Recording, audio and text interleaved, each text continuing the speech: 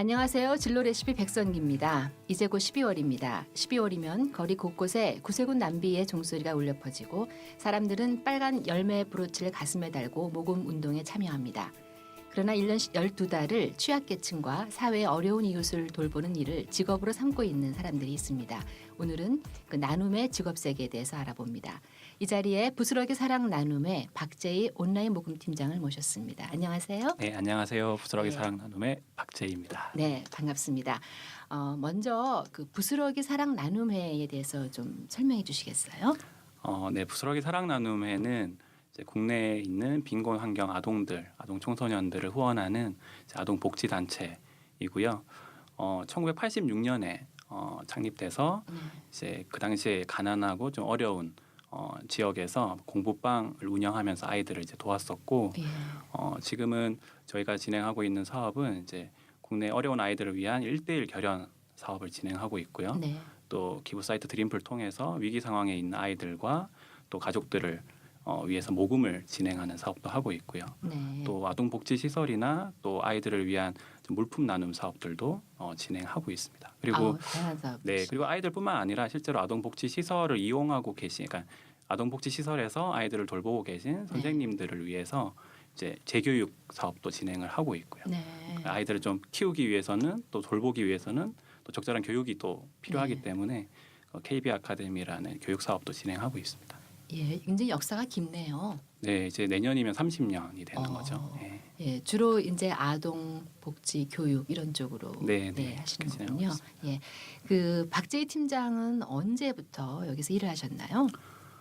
저는 2011년 3월부터 일을 하게 됐고요. 그래서 네. 지금 내년 3월이면 만 5년째가 돼요. 네. 예, 5년 동안 이렇게 이런 일에 몸담아 보시니까 네. 어떻습니까? 적성엔 잘 맞으시나요? 네, 제가 원래 이제 그 전에는 기업에서 이제 네. 일을 했었었는데 거기 있다 여기 오니까 훨씬 편안하고 네. 모르겠어요. 이렇게 실제로 아이들을 만나기도 하고 또 일 자체가 또 이렇게 좀 나눔과 관련된 이제 일이라서 그런지 조금 더 그러니까 돈을 버는데 집중하는 것보다는 네. 돈을 이제 후원자들을 통해서 후원자들을 만나고 또 후원금들을 통해서 또 아이들을 돕고 이런 일들을 하니까 훨씬 더 마음이 좀 편하고 네.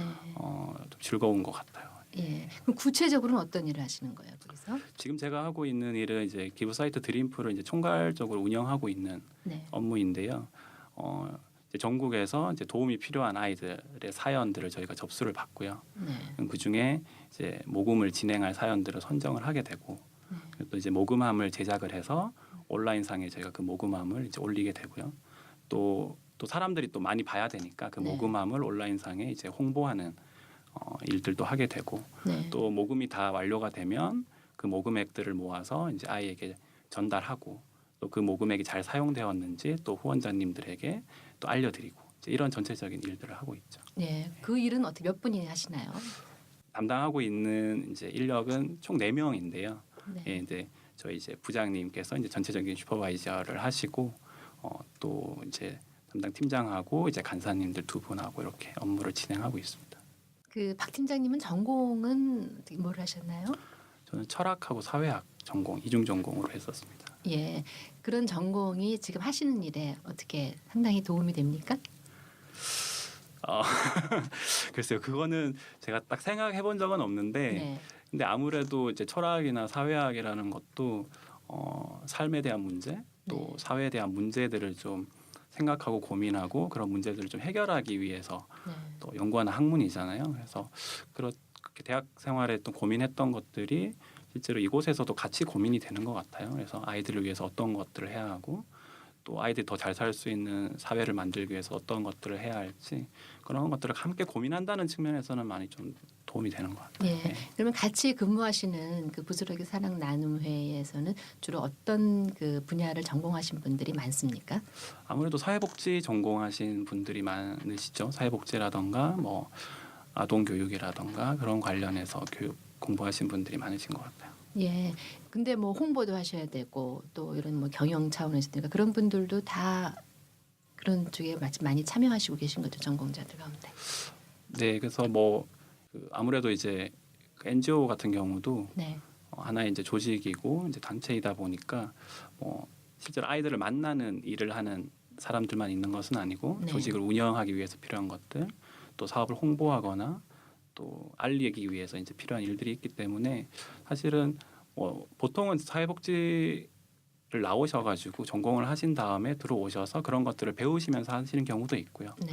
아니 최근에는 사실 뭐 오히려 그런 전공을 하신 분들, 홍보나 뭐 회계나 이런 것들을 전공하신 분들을 하고 같이 이제 일하는 경우도 많고요. 그래서 네. 예전에는 그냥 사회복지한 사람이 전부 다 이제 NGO 들어가고 이제 이렇게 생각했지만 요즘 그런 경계들이 좀 많이 사라지고 있는 것 같습니다. 네. 그 박재희 팀장도 전에 어떤 다른 직장을 다니시다가 네. 예, 이쪽으로 옮기셨는데 특별한 계기가 있으신가요? 특별히 저는 사실 그 이제 엔터테인먼트 쪽에 관심이 예전에 많았어가지고 그냥 관련해서 좀 재밌는 일을 하고 싶다는 생각을 많이 했던 것 같아요. 그래서 네.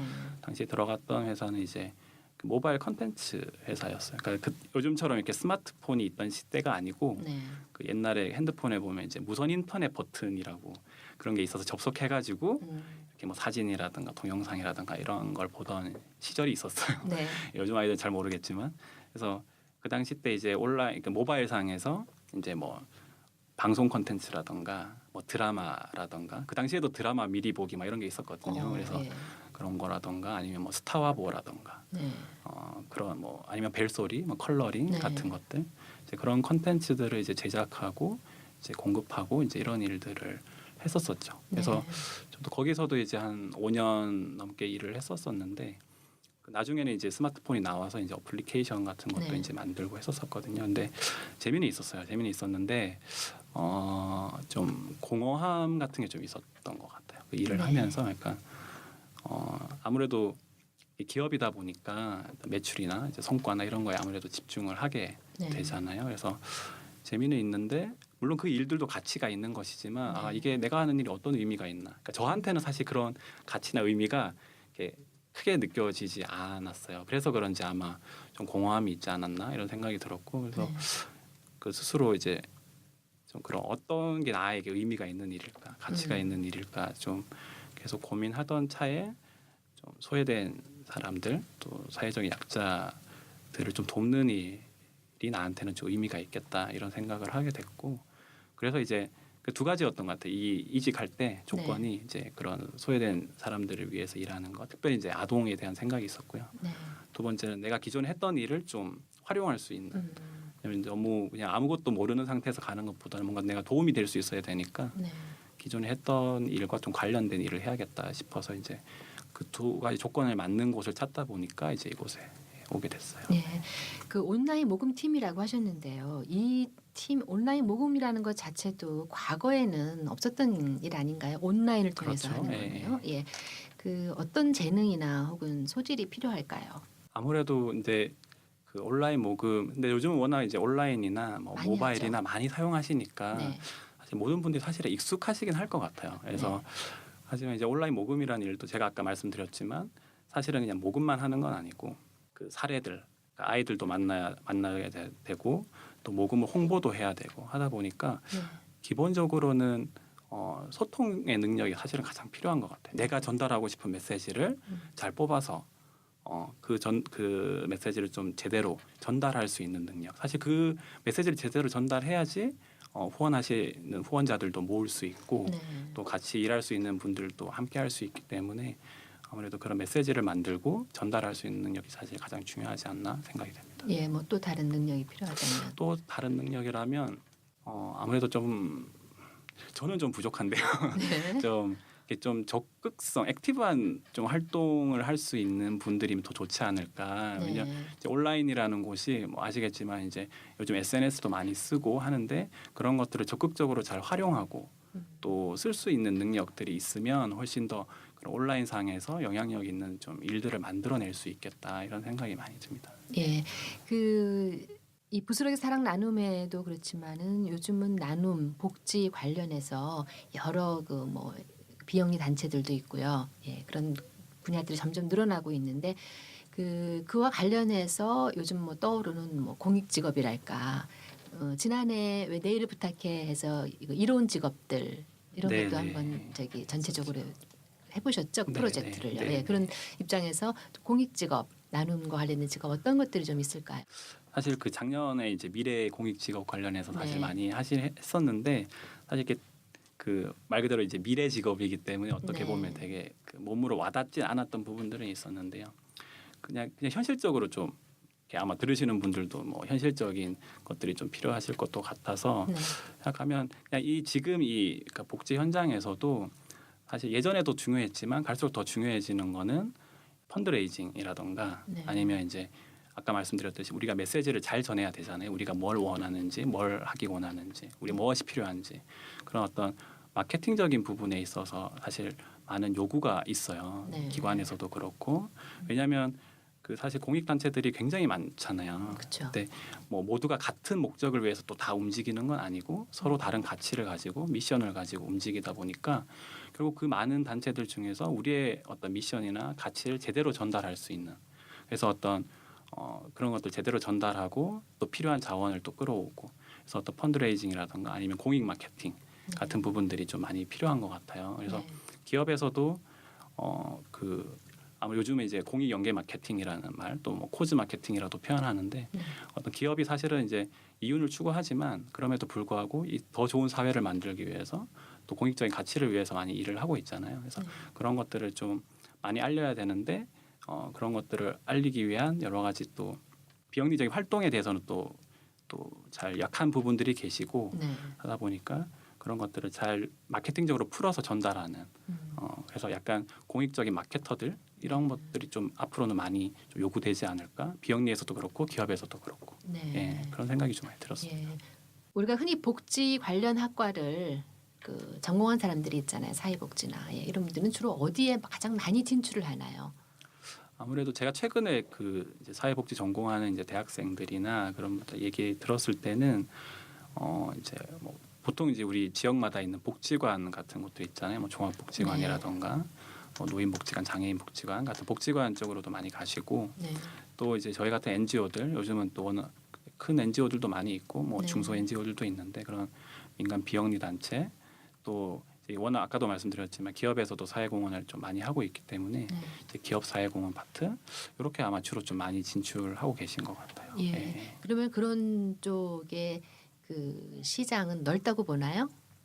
앞으로 계속 더 확장되지 않을까 하는 생각은 들어요. 물론 이제 기업도 뭐 큰 기업이 있고 뭐 작은 기업이 있듯이 네. 이제 공익적인 단체들도 물론 큰 곳이 많이 눈에 띄겠지만 그 외에도 다른 미션이나 가치를 가지고 사업을 진행하는 이제 중소 비영리 단체들도 앞으로는 더 많이 확장되지 않을까. 그리고 기업에서도 사실 사회공헌 파트를 이제 점점 더 이제 확대되어 가고 있는 시대이기 때문에 기업에서 또 그런 비영리적인 부분까지 공익적인 부분까지 직접 맡아서 하기는 또 어려운 부분들이 있잖아요. 그 그럼 전문가가 그렇죠. 아니니까. 예, 그래서 예. 파트너들이 필요할 것이고 네. 또 그런 공익적인 분야의 전문가들의 영역이 조금 더 앞으로는 확장되지 않을까.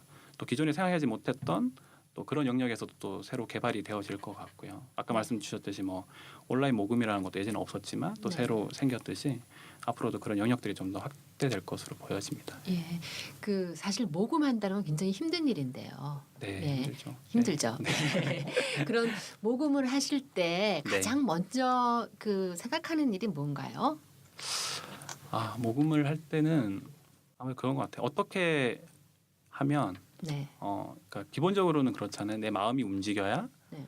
이렇게 아무래도 후원을 하게 되는 거잖아요. 네. 그러니까 내가 단순히 머리로 도움이 필요하구나 인지하지만 그게 사실 어떤 물질로까지 연결되기는 사실 굉장히 힘들거든요. 네. 근데 그래서 어떻게 이 후원자들의 마음을 움직일 수 있을까? 사실 이런 생각들을 이제 가장 많이 하게 되고 네. 그러다 보니까 그럼 이 아이의 상황을 어떻게 하면 가장 좀 공감할 수 있도록 표현할까? 말로 네. 아니면 뭐 사진으로 어떻게 하면 표현할 수 있을까? 사실 그런 고민들을 좀 많이 하게 되는 것 같아요. 그러면은 그 네. 고민을 해결하기 위해서 어떻게 하세요? 사실 그거는 이제 반복하는 그러니까 실험하는 수밖에 없어요. 이렇게 한번 해보고 네.